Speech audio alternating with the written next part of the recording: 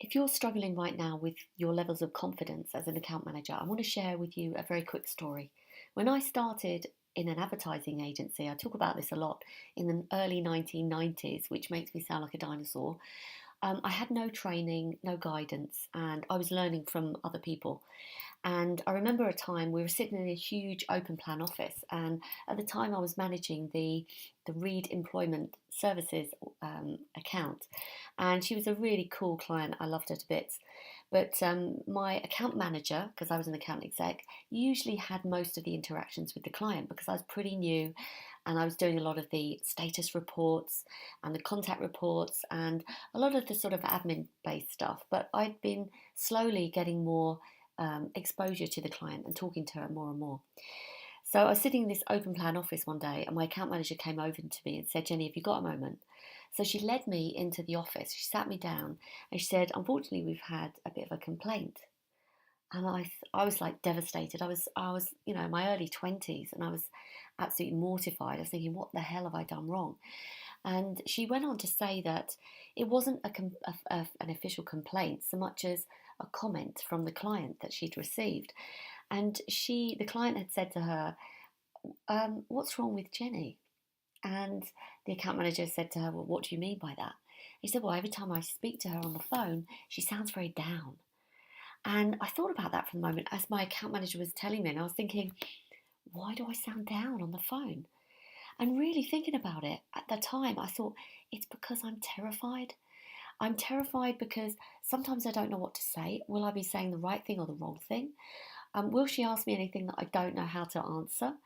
So and I think I shrank into myself.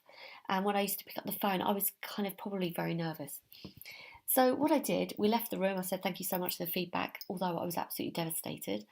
And I went home, had a massive sulk.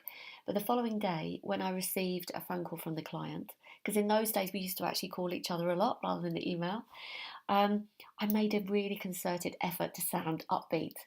So I kind of went completely overboard, went the other way, and said, "Hi, hi, how are you?" And it was just totally embarrassing. And I think the next time the client spoke to my account manager, they had a little giggle about it.